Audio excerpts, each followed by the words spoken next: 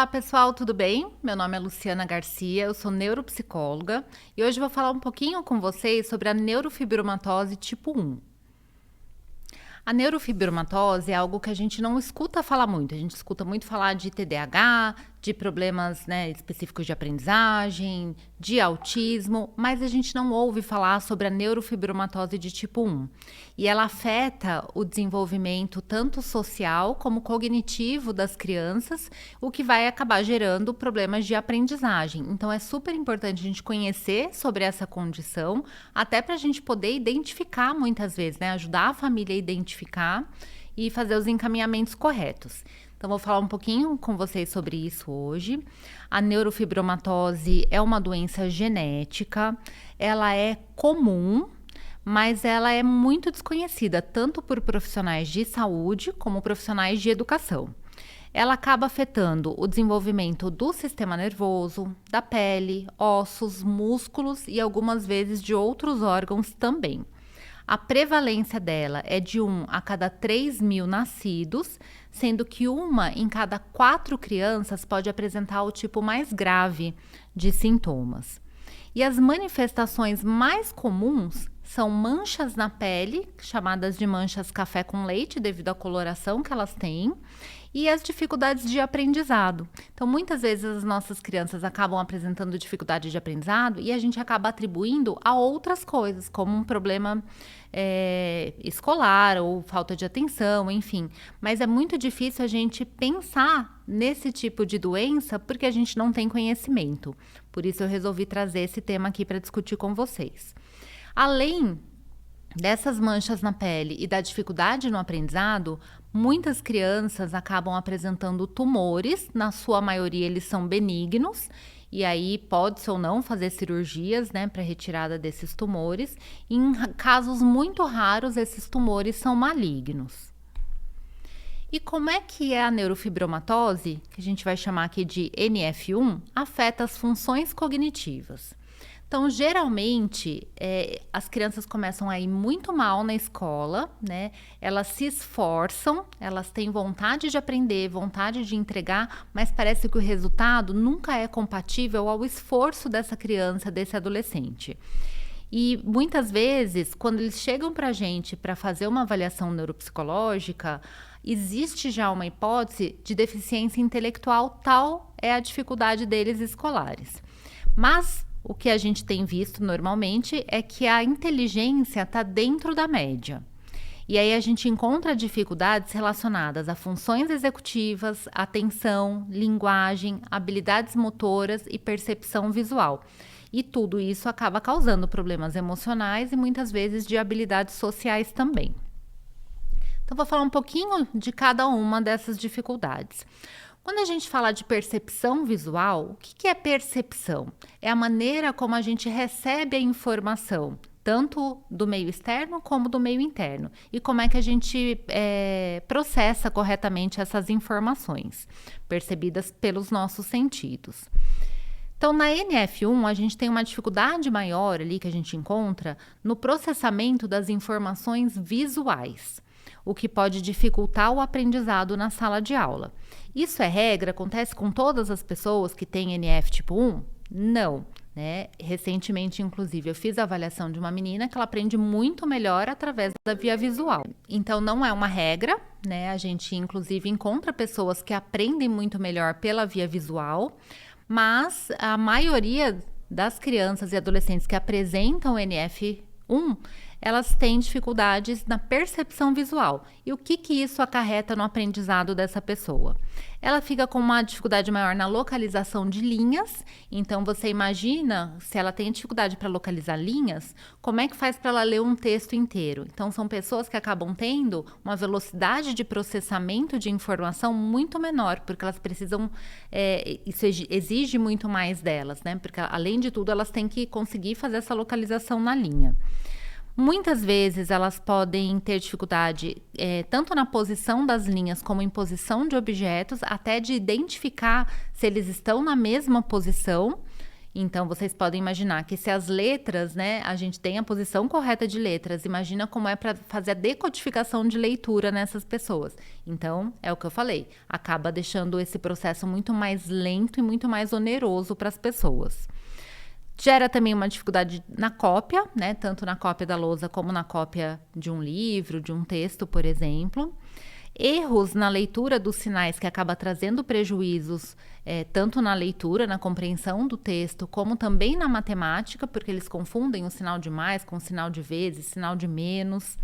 E também na escrita a gente encontra muitas vezes a rotação das letras, né? A letra escrita numa posição diferente.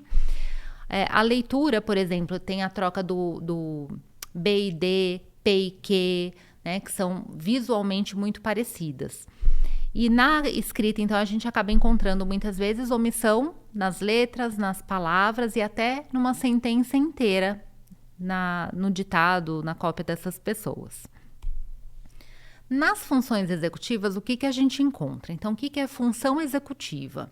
É capacidade de focar a atenção, processar diferentes tipos de informação, resolver problemas e tomar decisões, planejar e organizar tarefas e monitorar o próprio comportamento. E as funções executivas, a gente fala que é como se fosse o maestro de toda a orquestra. Então, acaba regendo todas as outras funções do cérebro de tão importante que elas são e de tanto que elas interferem no nosso funcionamento no dia a dia.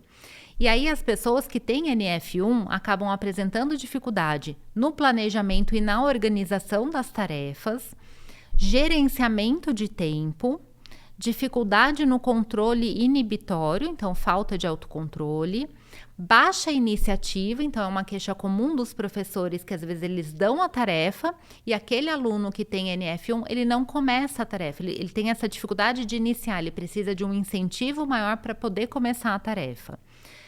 Uma inflexibilidade cognitiva, então dificuldade em mudar de estratégia no meio do caminho, então dificuldade em lidar com imprevistos, por exemplo, e de monitorar o próprio comportamento, né, de entender que aquilo que eles estão fazendo não funciona e que daí eles precisariam mudar a forma de fazer. Além disso, a gente encontra muito déficit de atenção, que pode ou não ser um TDAH, né? A pessoa pode ter um TDAH ao mesmo tempo que tem NF1, como pode ter grandes problemas de atenção e que não fecham todos os critérios para um TDAH. Então, a gente encontra ali muita dificuldade em prestar atenção ou se concentrar, terminar tarefas, se lembrar de entregar trabalhos e tarefas de casa e ler e interpretar parágrafos muito grandes. E aí vai juntando, vocês viram que junta ali um pouco, né, dessas dificuldades todas, a parte de atenção, a parte da percepção visual, as funções executivas, porque embora sejam funções diferentes, a gente estuda elas separadamente, elas trabalham todas ao mesmo tempo. Então imagina o tamanho da dificuldade dessas crianças, por isso que os professores sentem que elas se esforçam tanto e que não conseguem entregar, produzir o resultado de acordo com o esforço que elas entregam. E tudo isso, mais as questões, né, musculares, as questões, muitas vezes dos tumores, que dependendo de onde nasce, acabam causando algum tipo de deformidade. Eles apresentam muitos problemas sociais, que podem muitas vezes, inclusive, ser confundidos com autismo de nível 1. Então, o que pode prejudicar o funcionamento social dessas crianças? Parece que eles não se interessam pela opinião dos outros, ficam impacientes quando estão ouvindo outras pessoas falarem. Eles podem interromper conversas do nada ou acabar falando coisas fora de hora, fora de contexto.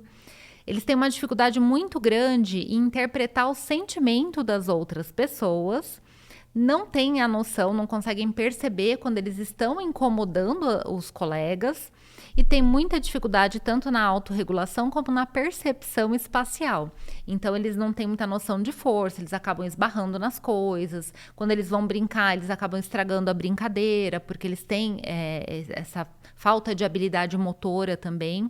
E tudo isso, esse conjunto de coisas, acaba muitas vezes, né?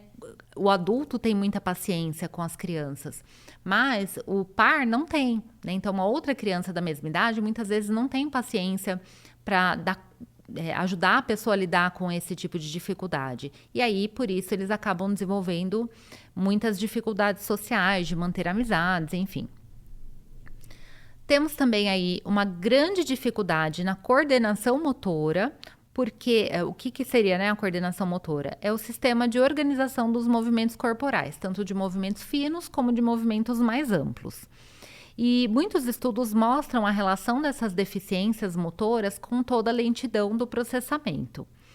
E aí eles têm, como a gente falou, eles têm uma dificuldade muscular, muitas vezes cardíaca, o que acaba gerando uma menor capacidade aeróbica. Então eles não dão conta, por exemplo, na aula de educação física, do que as outras crianças dão. Eles conseguem fazer, né, as atividades, enfim, mas é num outro ritmo, numa outra velocidade, de uma outra forma. E tem uma redução também na força muscular. Então, eles não são ótimos em esportes, e isso também acaba afastando muitas vezes do convívio social com os pares.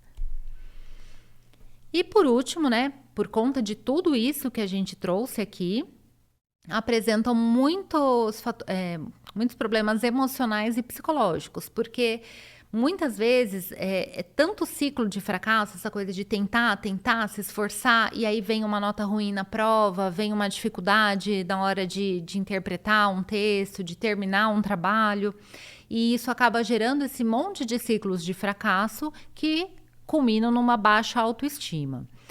Tem dificuldades em manter amizades também, então a gente precisa fazer um trabalho social diferente, né? Participação em grupos de habilidades sociais. E por tudo isso, eles podem muitas vezes ser alvos de bullying. Então, a gente precisa, a terapia é extremamente importante para essas pessoas conseguirem lidar com todas essas questões. E recentemente eu atendi uma pessoa que tem essa doença e tem muitas dificuldades, muitos problemas emocionais e psicológicos, porque ela não sabia o que ela tinha, né? Ela não sabia qual era o diagnóstico dela. Então, acaba achando que é burra, né? Poxa, eu tento, não consigo ir bem, né? Eu sou burra mesmo. Então, acaba formando, né, várias crenças negativas que gerem, né, a vida desse aluno. E aí, o que a gente precisa fazer, né? O que é extremamente recomendável para esses alunos?